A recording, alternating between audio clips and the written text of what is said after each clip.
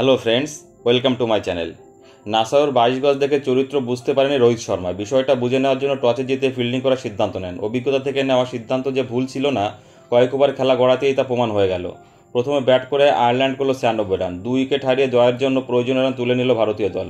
12.2 ওভারে রোহিতরা করলেন 97 রান। জয়ের জন্য 97 রানের লক্ষ্যে ব্যাট করতে নেমে ভারতের ইনিংস শুরুটা ভালো হয়নি। শুরুতেই আউট হয়ে যায় বিরাট কোহলি 5 বলে 1 রান করে। আইপিএলের সর্বোচ্চ রান সংগ্রহকের টি-20 বিশ্বকাপ শুরু হলো ব্যর্থতা দিয়ে। তবে রোহিত এবং 3 নম্বরে নামা ঋষভ পান্ত 22 গজের সঙ্গে মানিয়ে নেওয়ার চেষ্টা করে দলকে ইনিংসে এগিয়ে নিয়ে যান। আয়ারল্যান্ডের ইনিংসের সময় ভারতীয় বোলারদের বিপজ্জনক দেখালেও আইরিশ বোলারদের ততটা ভয়ঙ্কর দেখালো না। আয়ারল্যান্ডের ইনিংসের সময় নিউ ইয়র্কের আকাশ ছিল মেঘলা, ভারতের ইনিংসের সময় রোদে উঠে যায়। তবুও নিউ ইয়র্কের মাঠের মান নিয়ে প্রশ্ন থাকে। পিচে অসমান বাউন্স, আউটফিল্ড অত্যন্ত মন্থর, টি-20 ক্রিকেটের জন্য অনুপযুক্ত। এভাবে বিশ্বকাপের আয়োজনে টি-20 ক্রিকেটও কার্যত উত্তেজনাহীন। মাঠও ছিল ফাঁকা। সব মিলিয়ে টি-20 বিশ্বকাপের মান নিয়ে প্রশ্ন উঠে গেল। কোহলির মতো টি-20 বিশ্বকাপের প্রথম ম্যাচে ব্যর্থ হলেন সূর্যকুমার যাদবও। 2 রান করে আউট হলেন বেন হোয়াইটের বলে।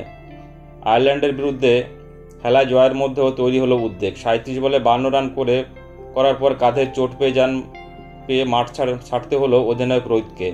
পাকিস্তানের বিরুদ্ধে গুরুত্বপূর্ণ ম্যাচের আগে যা ভালো ইঙ্গিত নয়।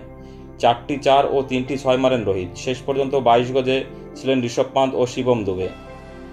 নাসাউর উইকেটে অসমান বাউন্স এবং ভারতীয় বোলারদের দাপট জোড়া ফলার সামনে অসহায় দেখালো আইরিশ ব্যাটারদের।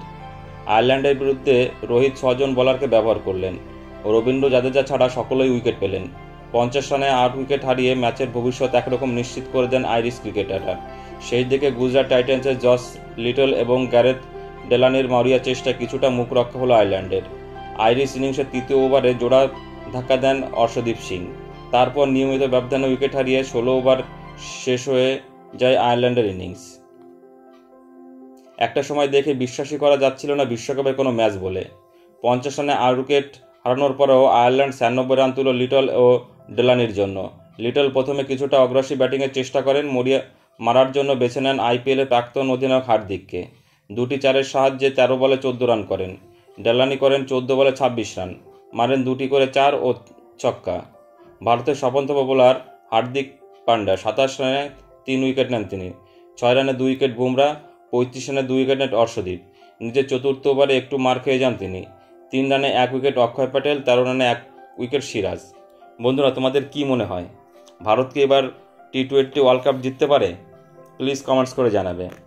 আর চ্যানেলটি ভালো লাগলে অবশ্যই লাইক, কমেন্ট এবং শেয়ার করবে বন্ধুরা, এবং চ্যানেলটি সাবস্ক্রাইব করে দিও বন্ধুরা। সকলে ভালো থেকো, ধন্যবাদ।